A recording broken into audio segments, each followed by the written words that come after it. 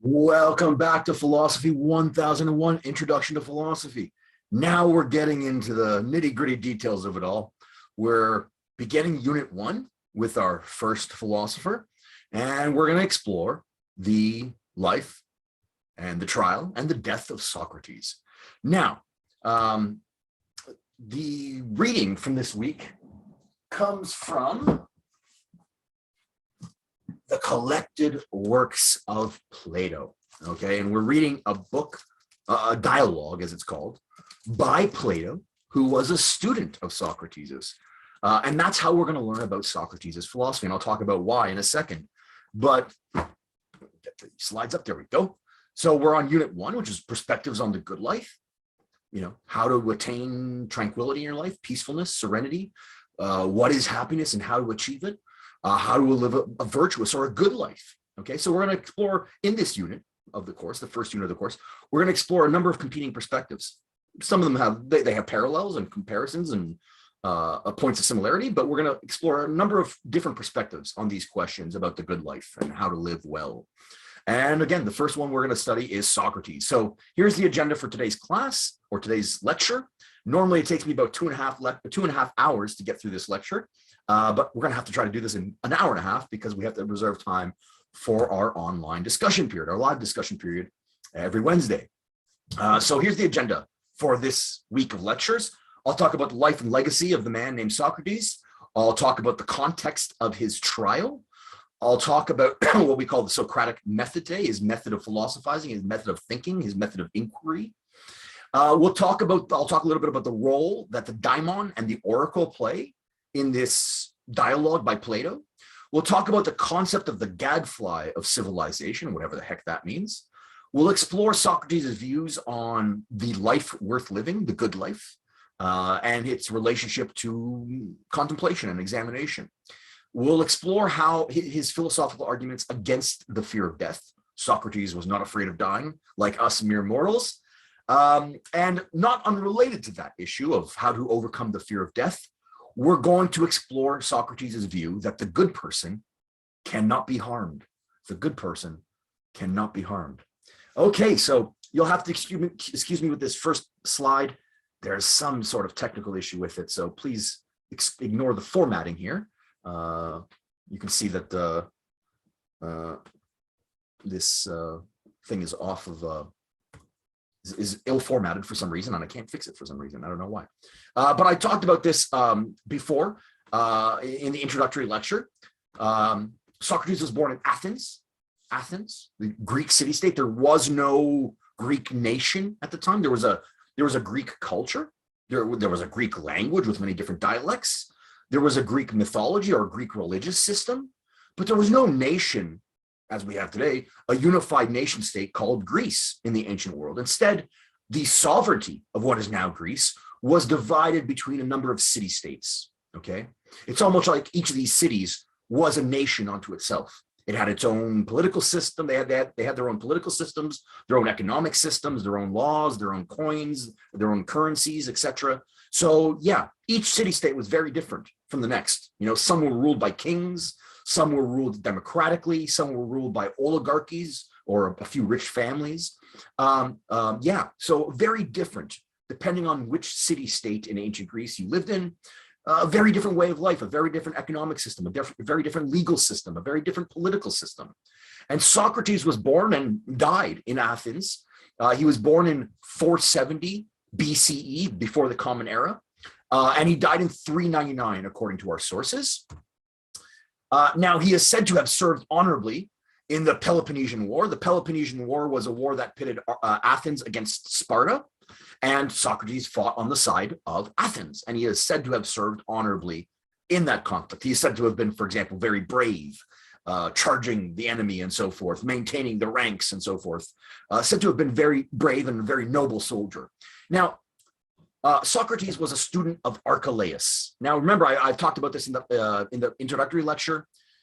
Along the Ionian coastline, what is today modern Turkey, along the western coastline of what is now Turkey, that's where philosophy was actually born. Those were the first Greek philosophers. The Greek-speaking peoples had colonized established small little city-states all along that western coast of what is now Turkey. They brought with them their Greek mythology, their Greek ideas, their Greek way of life, so to speak, to these western coastlines of Ionia or Anatolia or modern-day Turkey. Now, again, that's where the first philosophers were. The classical philosophers like Plato, Socrates, Aristotle, they are all writing at a different period in history, a later period in history. The earliest philosophers were from around 600 BCE along this western coastline of Turkey, whereas Socrates and Plato and Aristotle, they're from like 300 BCE, the 300s.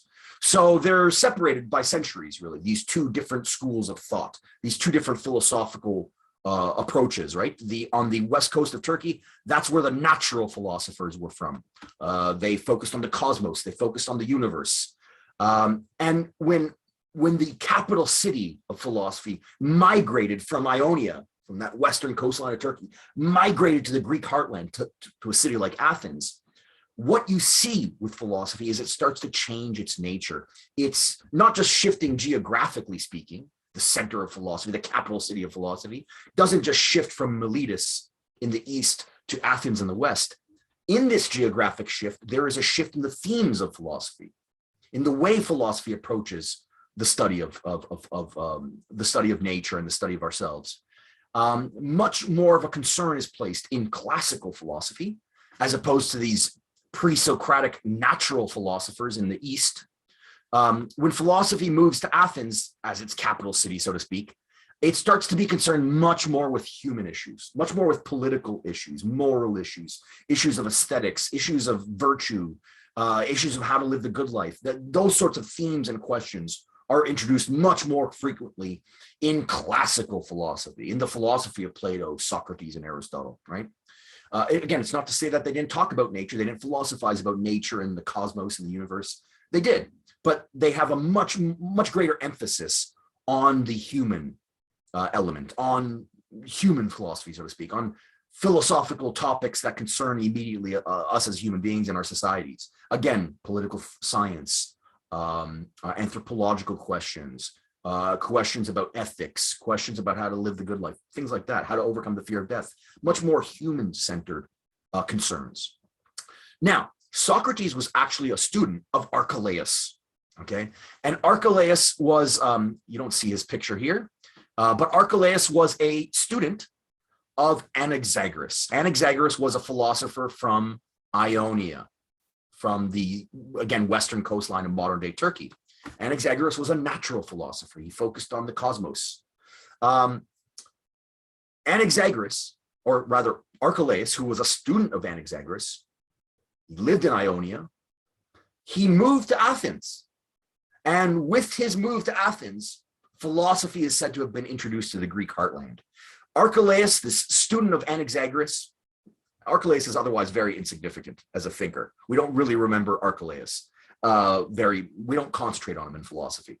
But Archelaus, this student of Anaxagoras from the East, moves to Athens, brings philosophy with him into Athens, and guess who becomes one of his students? Socrates. Okay, and that's the shift. That explains this shift from from the East being the center of gravity of philosophy, to the West, to Athens, now becoming the center of gravity of philosophy. Now, Socrates was himself also a teacher. He was the teacher of Plato. He was the teacher of Antisthenes.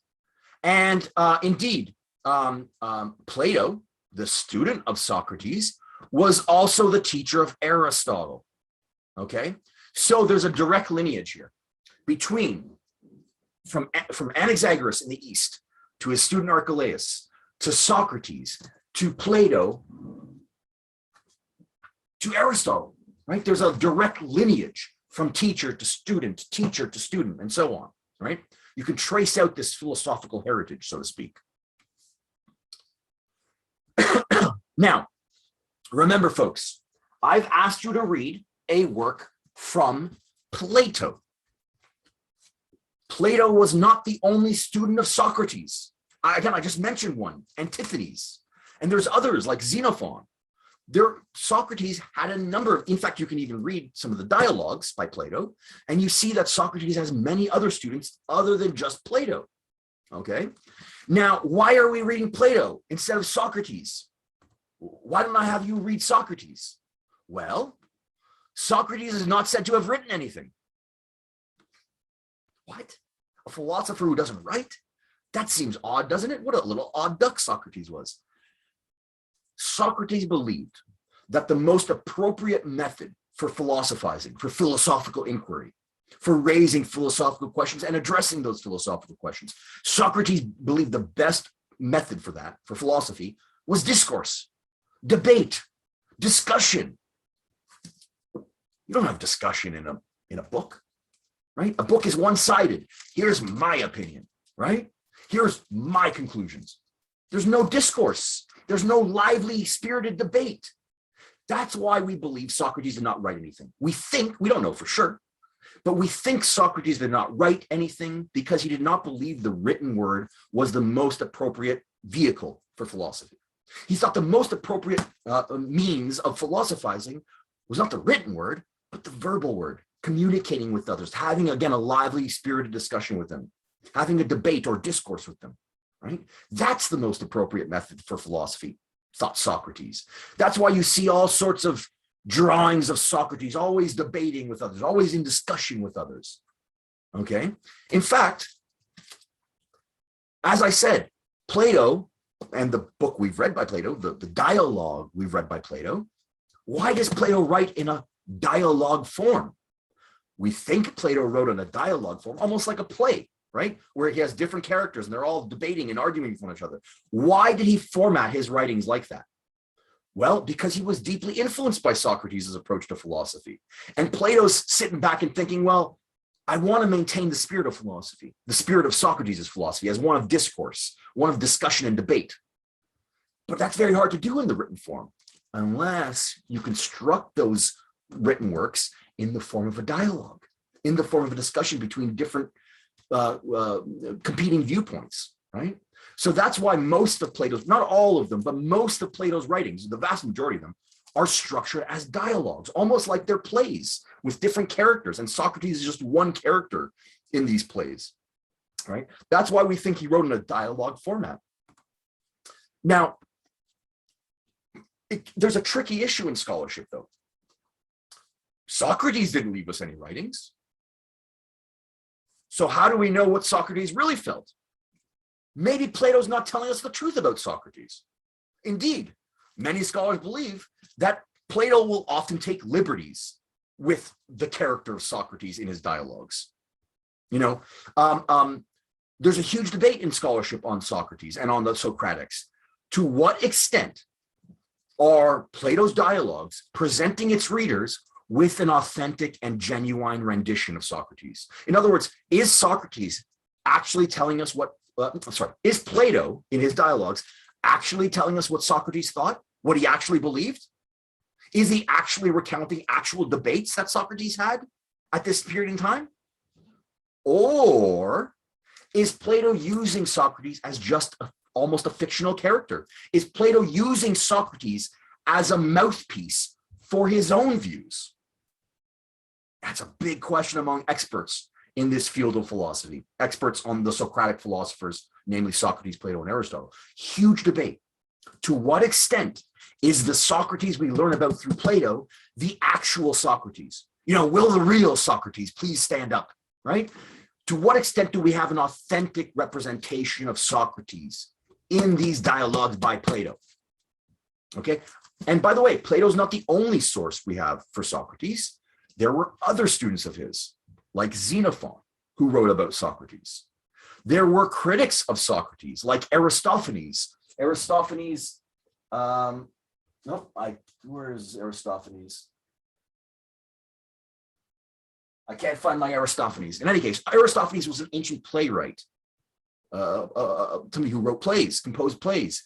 And he has one play called The Clouds, in which he mocks Socrates mercilessly. And in fact, in this dialogue, if you read it carefully, Socrates makes allusions to Aristophanes' play about him, The Clouds, right? Where Socrates is mocked mercilessly by Aristophanes as a sort of having his head in the clouds, so to speak, right? So Plato's not the only source we have for Socrates' ideas, but he's probably the most reliable.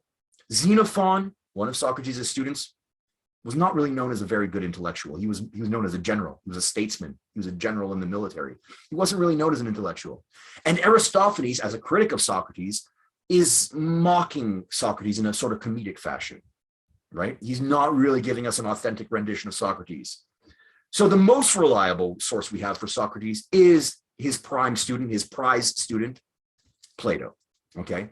However, just because Plato is the most reliable source we have for Socrates, it doesn't mean everything he says is reliable, okay? In fact, there's a huge debate in scholarship about which dialogues by Plato present a more authentic version, right?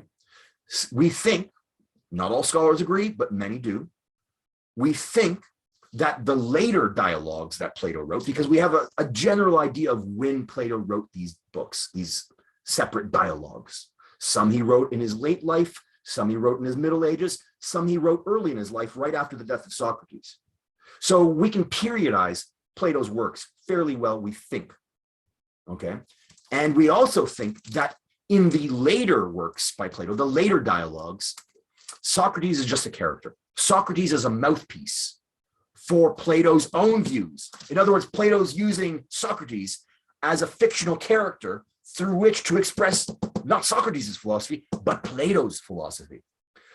And in contrast to that, we think that earlier dialogues, like the Crito, the Phaedo, or the one that I've asked you to read, the Apology, we think those earlier dialogues that were written, we think, right after the death of Socrates, we think that Plato in those ones is presenting a more authentic version of Socrates, a more genuine representation of the man and what he actually thought. Okay, so there's a huge debate in scholarship about how much can we trust what Plato says about Socrates, right? Given that Socrates didn't leave us any writings of his own. And in fact, you can see some differences in the reading that I've asked you to read from Plato, the Apology, or sometimes called the Trial of Socrates. In that defense speech by Socrates, we see, for example, that he's very agnostic on the question of the immortality of the human soul. He accepts that there's a human soul. He might even accept that it's immortal, but whether this soul actually goes to an afterlife, like a heavenly realm, if you want to put it in today's kind of conception of the afterlife, whether our soul, once we die, goes into this heavenly-like realm, that's hotly debated by Socrates in the Apology. Socrates, at the end of the Apology, at the end of his trial, says, I don't really know what happens after we die. I'm ignorant of this, right? So in other words, he does not profess a belief, or he's not very conclusive in his belief in an afterlife. He hopes it's so, but he's not sure if there's an afterlife or just when we die, there's nothing, right? So he's very agnostic on that question. I'm not sure, says Socrates. Maybe we have an afterlife, maybe we just die and there's nothing. But in other dialogues by Plato, you don't find that agnostic Socrates. You find the Socrates who has knowledge, Socrates who will claim there is an immortal soul and it does enjoy an afterlife, right? So he's no longer agnostic on this question like he was in the Apology. If you look at other dialogues by Plato, Socrates has all sorts of elaborate views about the afterlife and about the immortality of the soul, right? So which one is the more authentic one? The Socrates that professes ignorance about the afterlife? I don't know what happens after we die. Or the Socrates of the later dialogues by Plato, where he professes to know all sorts of things about the specific features of the afterlife. Most scholars think the earlier version of Socrates is the more authentic rendition. Most scholars think Socrates was probably agnostic on these sorts of questions, right? So, you get this difference in Plato's dialogues. Some of the earlier dialogues, you see Socrates the doubter, Socrates the questioner. Whereas in the later dialogues, you see Socrates the man of knowledge. Socrates, not the questioner, but the answerer, right? So a very different kind of portrayal of Socrates in Plato's dialogues, depending if you read the early or the late dialogues. Now, Plato's dialogues are important. This particular dialogue, called the Apology or the Trial of Socrates, or sometimes the defense speech of Socrates, this is a very significant text in the history of Western philosophy. In fact, folks, if you take any introduction to philosophy, it doesn't have to be by Chris Araujo, you can take some other introductory class on philosophy, you're almost certain to read this same work. In fact, most introductory courses to philosophy begin with this work as the first reading for students, right? If you take, doesn't matter, you go to the University of Manitoba and you take class Introduction to Philosophy, you'll probably read this same work as the first reading that the professor asks you to read, right? So it's a pivotal text. You know, some of the themes that we find explored in this reading are pivotal themes for the classical Greek philosophers. What do I mean by classical Greek? I mean the Socratic philosophers and those that come right after them. By classical, I mean not the pre-Socratics in Ionia or modern day Turkey, not those natural philosophers from 600 BCE, but rather the classical philosophers from around the 300s BCE, from the flourishing of Athens, right? Those classical or Socratic philosophers like Plato, like Aristotle, like the Stoics, yeah, they take up a lot of the themes that we see in this dialogue by Plato, right? And you'll find that in Unit 1. You'll find that Aristotle touches upon a lot of the same themes that we're covering in this dialogue. You'll find that the Stoics, like Epictetus, who we're going to read in a couple of weeks, touches upon a lot of the themes that Socrates introduces in this text by Plato. Okay, so what kind of themes am I talking about? Well, moral themes, right? What are the values we should live by? What are the virtues that humans should embody in their everyday lives? That's one theme, certainly, that's covered by this text by Plato. What is happiness? How do we ascertain happiness? How do we live happy lives? How do we live good lives? How do we live well? How do we live lives worth living? That's a key theme that Socrates is introducing, or that Plato is introducing through Socrates in this dialogue. How to live the good life. What is the good life? Is it about making money? Is it about pursuing pleasure? No, says Socrates. It also touches upon epistemological themes. Remember what epistemology is, the philosophy of knowledge. How do you know what you know? Why are you so certain that you know that? On what basis did you come to that conclusion? Those are epistemological questions. And Socrates introduces a number of epistemological themes in this work, like the notion of what constitutes rationality, like the notion of skepticism, and I'll talk about skepticism in a second. Skepticism means not believing something until you have good reason to believe it. Not believing something until you can have a conclusion that is well-founded on reasoned arguments and evidence, okay? Skepticism means, to put in technical language, the suspension of judgment. So on any question, it could be about religion, politics, morals, art, whatever it might be, we should all, according to Socrates, suspend our judgment on such questions, not come to a conclusion on any questions unless we have good reasons to draw that conclusion, unless we have sufficient evidence and reasoned arguments to draw that conclusion from, to ground that conclusion in. Until we have such good reasons and sufficient evidence, we should suspend our judgment. In other words, we shouldn't take a position on that thing as being false or true. We should suspend our judgment. We should remain in the skeptical position. Okay. Another theme that Socrates introduces is the question of epistemological methodology. How do we investigate issues? How should we investigate issues? What sorts of methods should we use in philosophizing, in the study of philosophy? What sorts of approaches should we adopt if we want to be rational and reasonable? And Socrates is going to come up with a definitive doctrine with respect to his own epistemic methodology.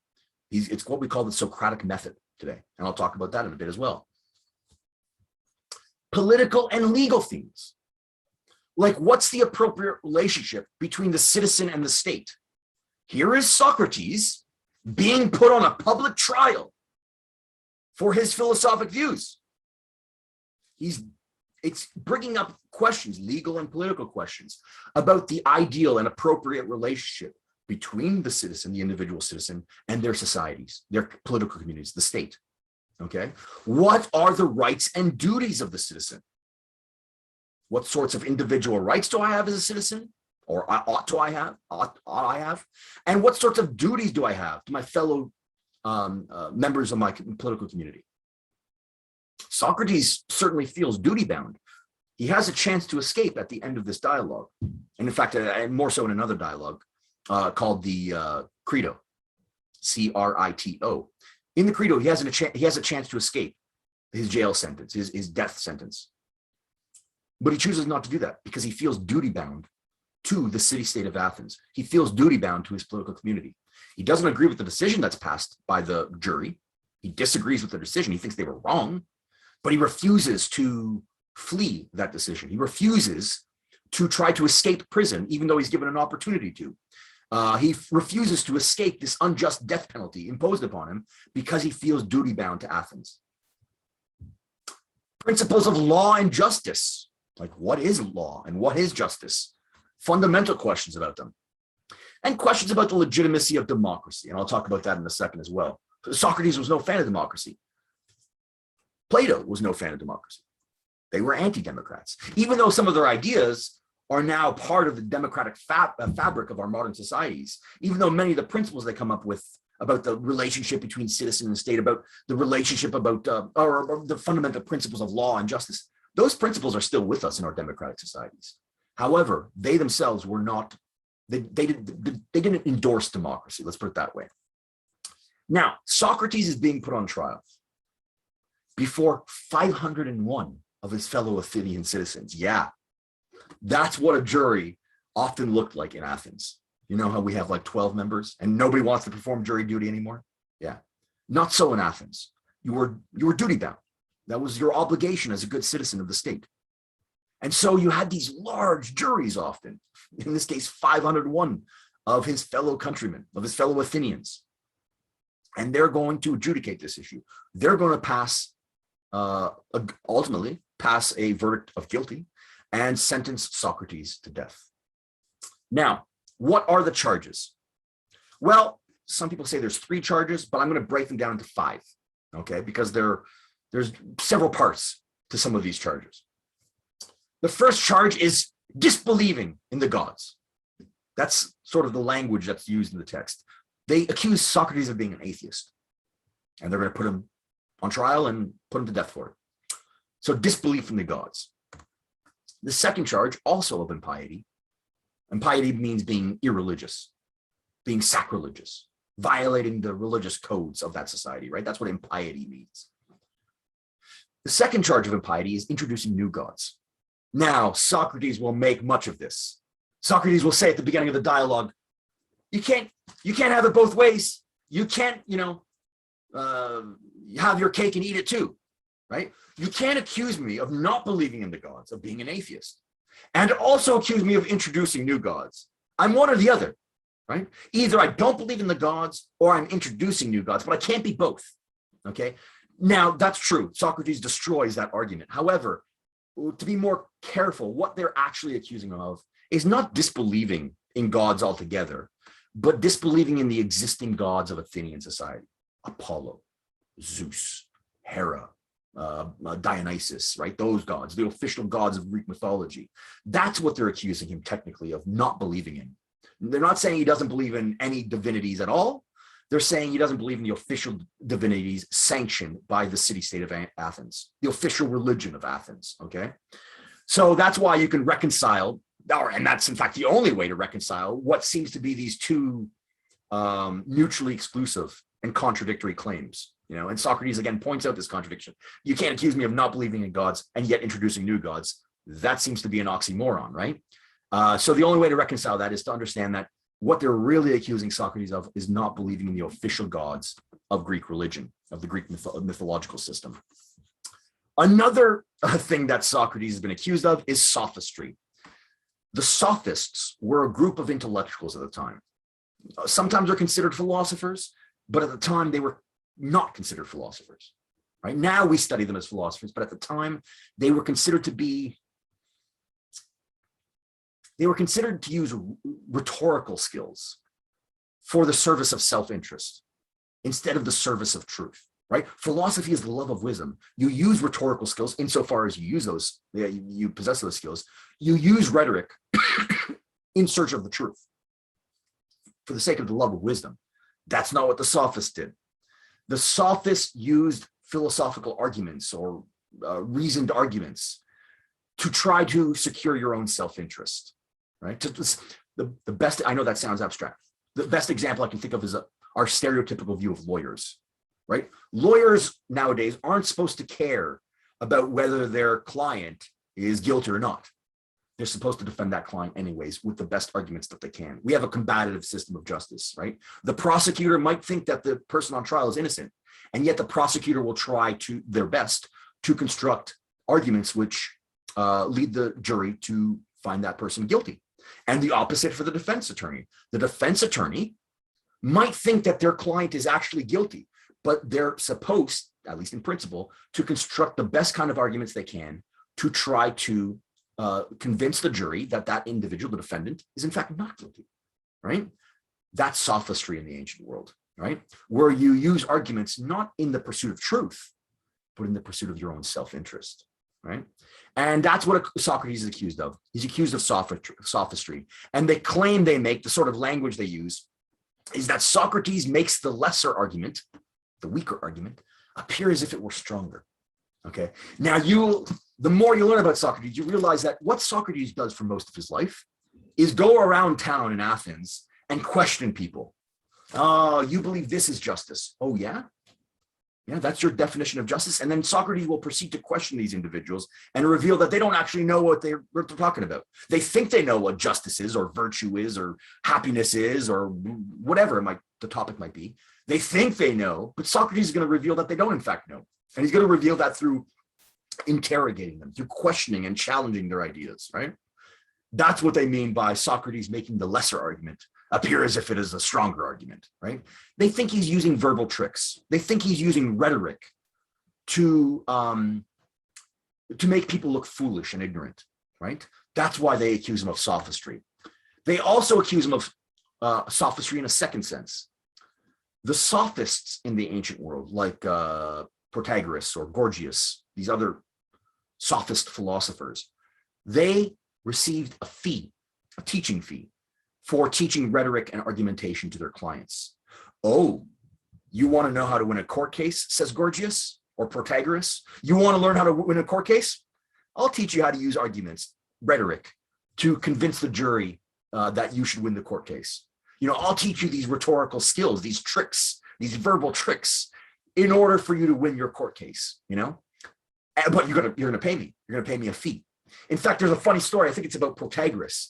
Protagoras teaches a student how to win a court case, and he says, you're going to pay me a fee. And if you do not win your first court case, I will give you the fee back. You know what his first court case was? Protagoras suing him. In other words, Protagoras would get the money either way. If the gentleman won the court case, well, Protagoras is fulfilling his side of the bargain. You've won your first court case, pay me the fee.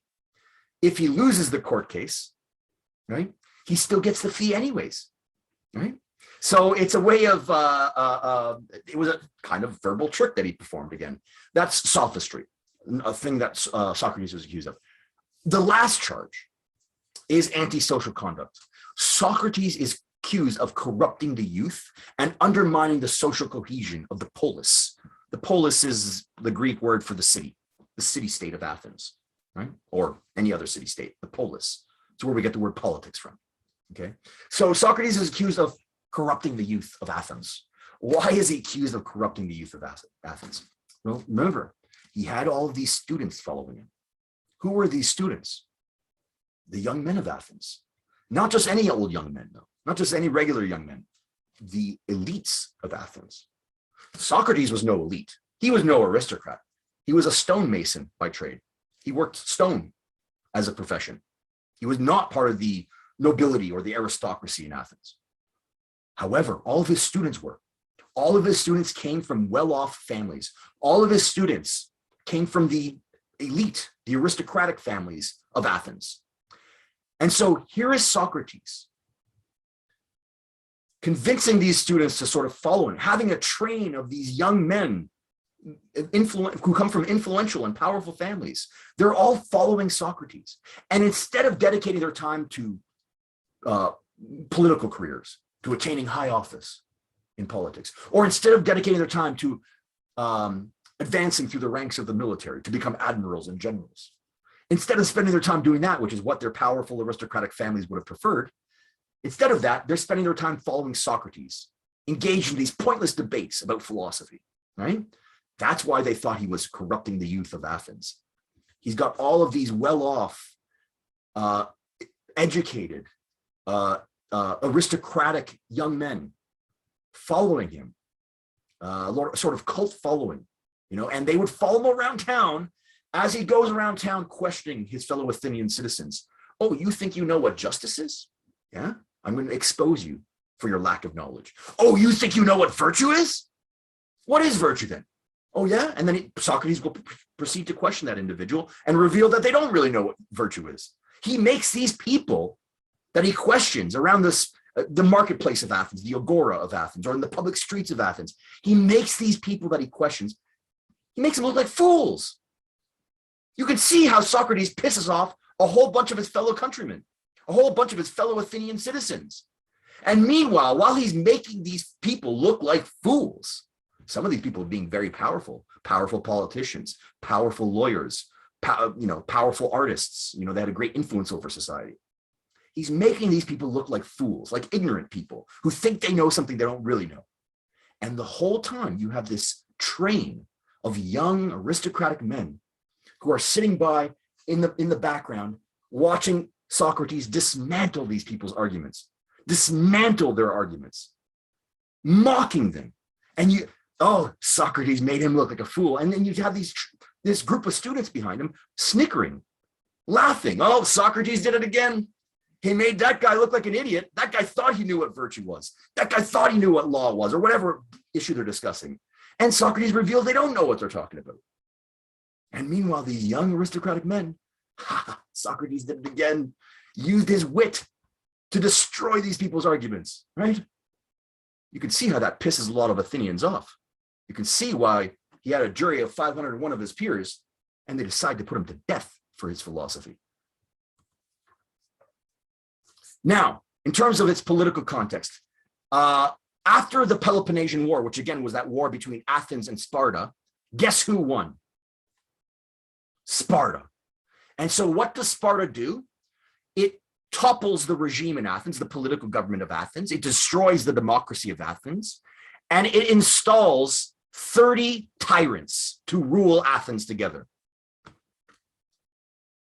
Now, here's the controversial thing, folks.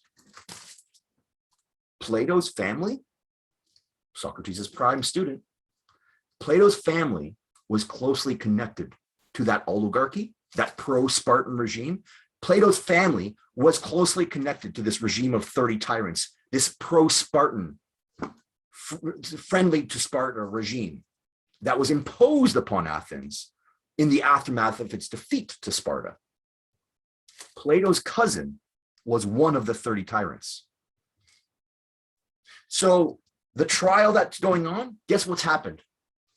The 30 tyrants have been ousted from power. Democracy has been reestablished in Athens once more. And guess who immediately comes under suspicion? Anybody associated with that regime. Anybody associated with this tyranny of the 30 tyrants is brought immediately under suspicion by the masses. Once democracy is restored, the people of Athens in general, they're out for blood. They want to find anybody associated with that pro-Spartan government that has just been toppled, the 30 tyrants. And they want to bring them to justice. That's the context in which the trial takes place. Socrates is brought under suspicion because some of his closest students were associated with that regime of the 30 tyrants.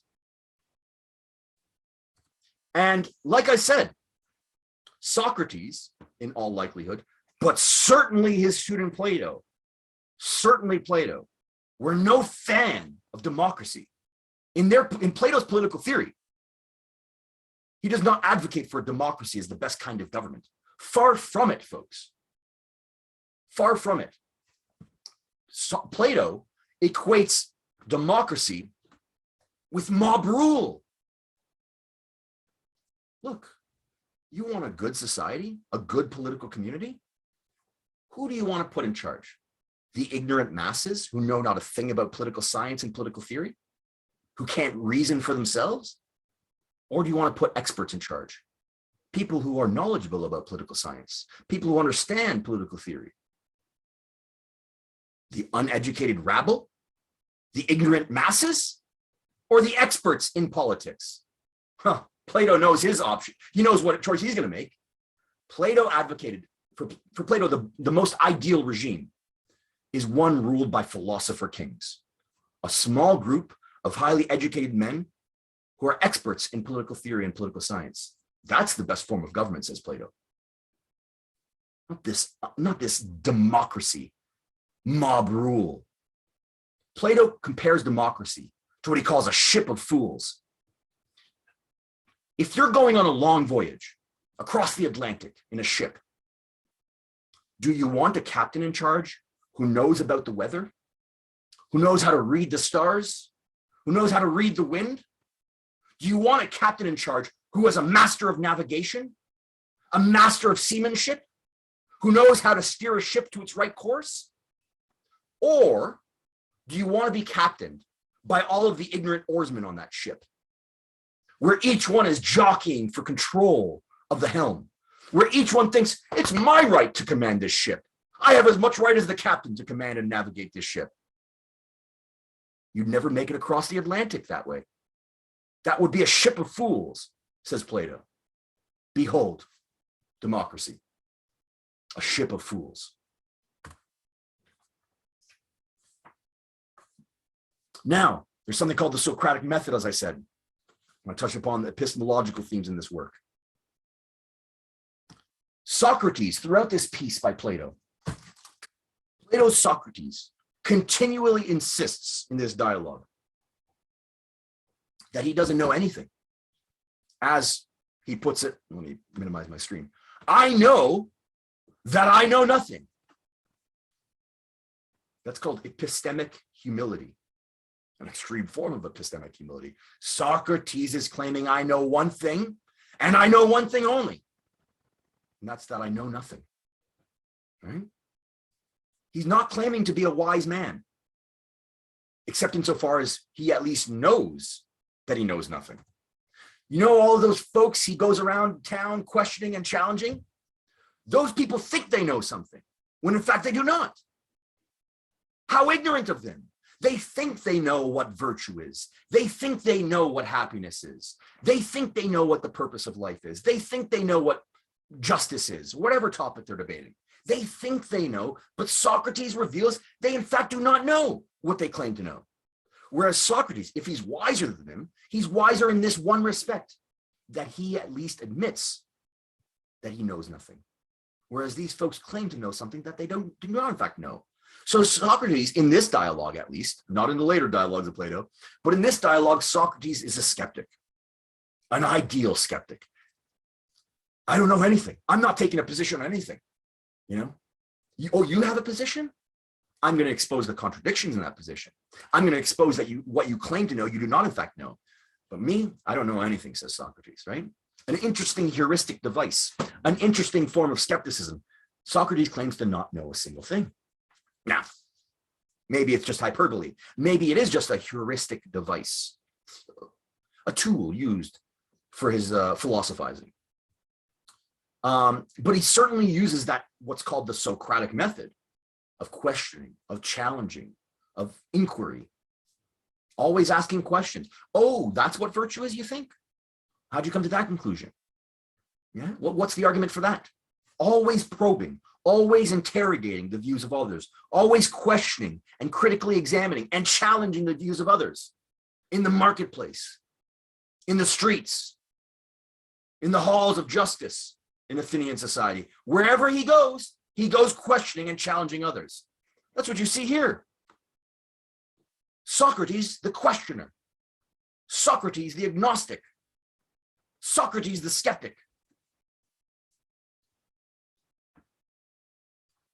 As Socrates puts it, you know, he's recounting about how he went around Athens, how his whole life, his whole adult life, he's gone around Athens questioning people, inquiring into the basis for their beliefs. What arguments did you use to come to that conclusion?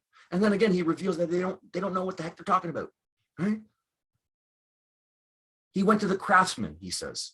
Craftsmen are supposed to have knowledge, technical knowledge about what they produce. They didn't know what they're talking about.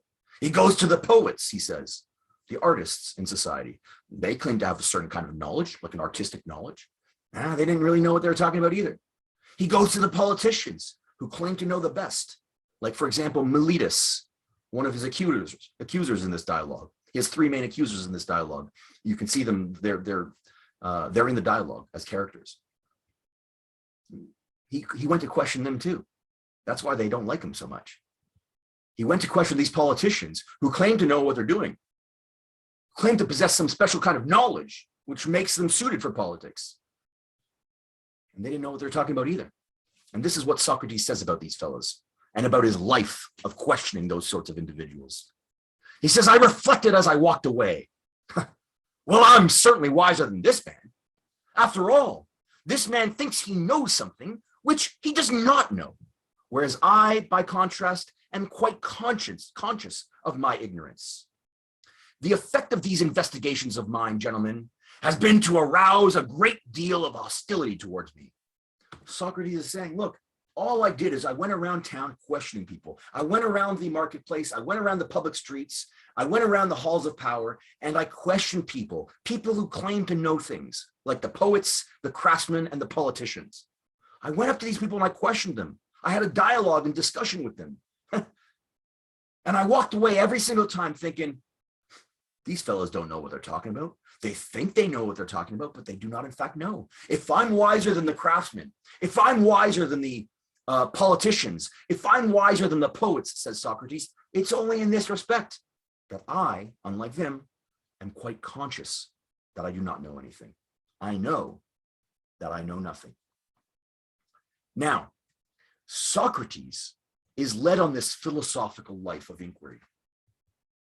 Always questioning, always probing, always interrogating the views and perspectives of others.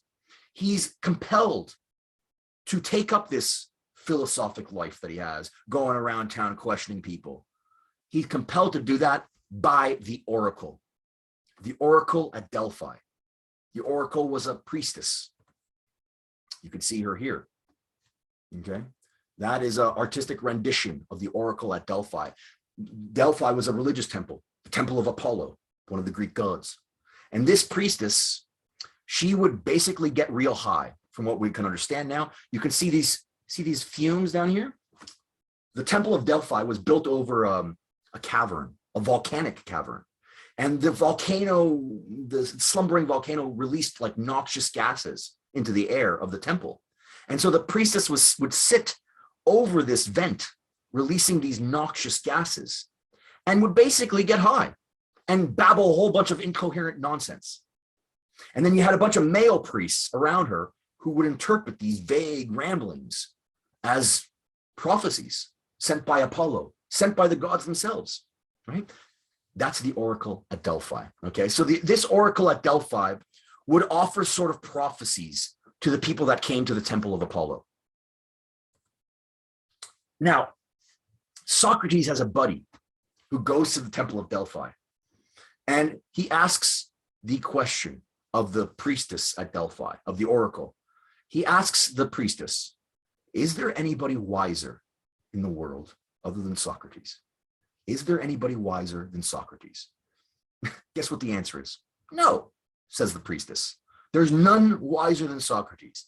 And so Socrates' buddy comes back from the oracle and says, hey, Socrates, guess what? I went to the oracle and I was talking about you. I asked the oracle, is there anybody wiser than you? And she told me no. Socrates starts scratching his head. What? I'm the wisest person in the world? I'm the wisest person in Greece? What? That's weird, thinks Socrates. I don't know anything. How am I the wisest person in all of Athens, or in all of the Greek world, or in all of the world? How am I the wisest person? Asked Socrates. I can't be the wisest person. Now, of course, Socrates, being a very pious individual, being a man of religion, he thinks the priestess must be saying something true. She's not lying. The gods wouldn't dare send a prophecy that is a lie. So Socrates believes the prophecy, but he doesn't know how to make sense of it. How am I the wisest person? I don't know anything. Well, I'm wisest, eventually Socrates realizes. I'm wisest because unlike those ignorant people who claim to know but don't really know, I'm at least conscious of my ignorance. I know that I know nothing. And in that respect, I'm wiser than the rest, who all claim to know something that they do not in fact know. And thus, this oracle received by Socrates' friend is what starts Socrates off on his philosophical life, a philosophical life of inquiry and investigation, a philosophical life of examination, going around town questioning people.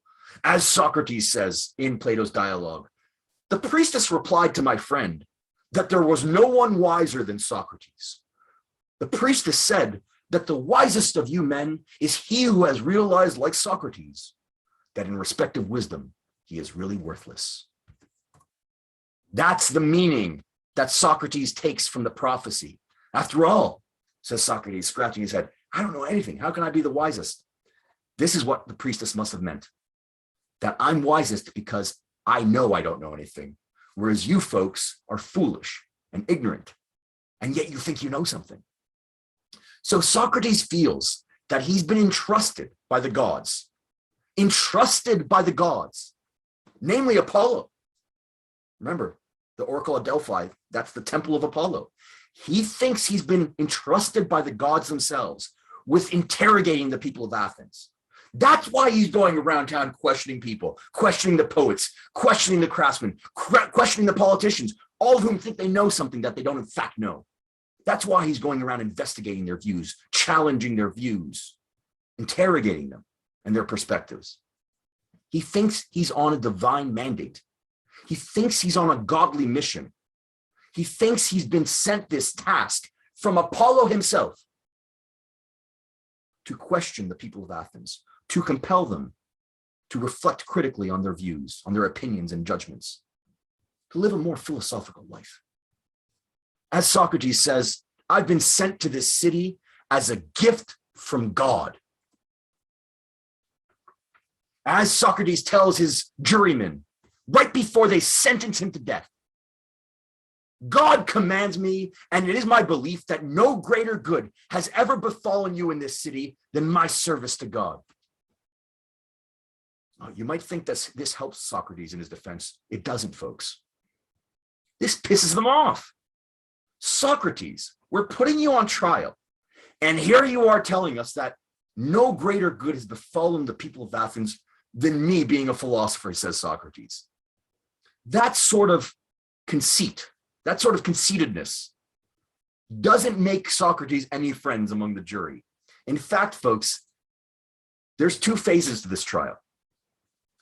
The first phase, like there's two phases to trials today in our nations, right? In Canada, there's two phases. There's the verdict, right, and the sentencing phase. Guilty or not guilty, and then if you're guilty, what's the penalty imposed upon you?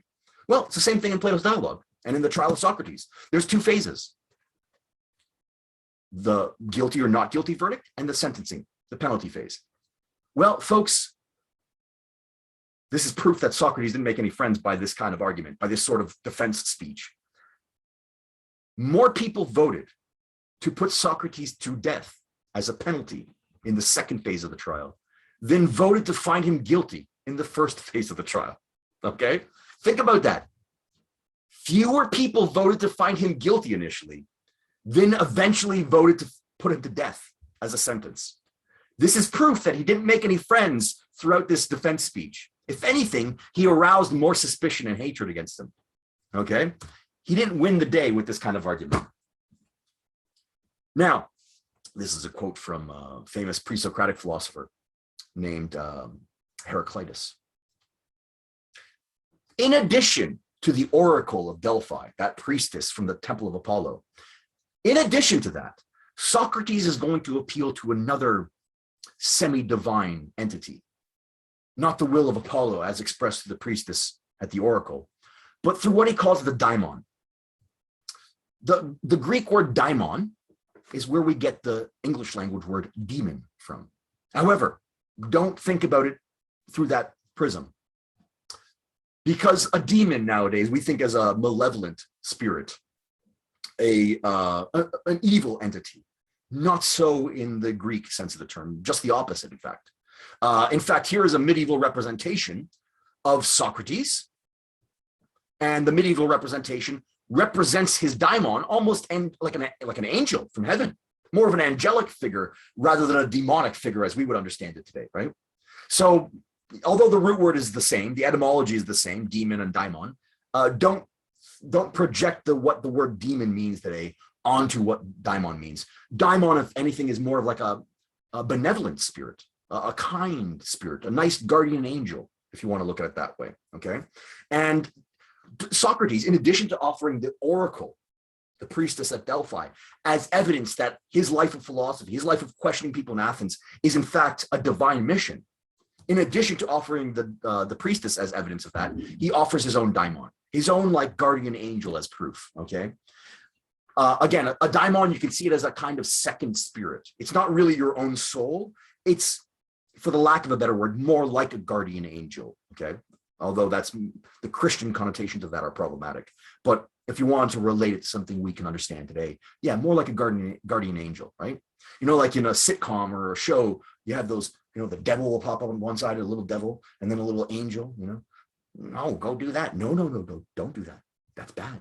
That's evil, right? It's kind of like that. His daimon is that good angel, that second spirit, so to speak, right? And it has a direct relation to Socrates' own moral conscience, his own view of morality and justice. It speaks to his moral conscience, okay? Now, the daimon never tells Socrates what to do. I'll repeat that. This is an important point for understanding the role of the daimon in Socrates' life of philosophy. It never tells him what to do. It never says, Socrates, go do this, it's good. Go do that, it's virtuous. Go do this, it's righteous. No. It merely intervenes anytime Socrates is going to do something bad, something immoral, something unjust, something impious. So it never tells him what to do, it tells him what not to do. Anytime he's about to do something bad, okay? And guess what, folks? When he's delivering this defense speech, his daimon never intervenes. His daimon never comes to him and says, Socrates, what you're saying right now, that's bad. That's not truthful. That's immoral. That's wrong. No. His daimon never intervenes during his trial, which Socrates takes as proof that he's on the right track. He's on the virtuous path. He's on the truthful path. If he was on the wrong path in his defense speech, in his apologia, if he was on the wrong path, the daimon would have intervened and told him, no, Socrates, hold your horses. Don't say that to the jury. What you're about to say is wrong. Socrates says, my daimon never interfered, never intervened during the course of the trial, thus indicating that I'm doing the right thing. As Socrates says in this passage, I am subject to a divine or supernatural experience, a sort of voice which comes to me. And when it comes to me, it always dissuades me from what I am proposing to do. Again, it never persuades him to do the right thing. It dissuades him from doing the wrong thing, okay? I am subject to a divine or supernatural experience, a sort of inner voice which comes to me, and when it comes to me, it always dissuades me from what I am proposing to do. However, says Socrates, not at any point in my defense speech did this divine sign oppose my words.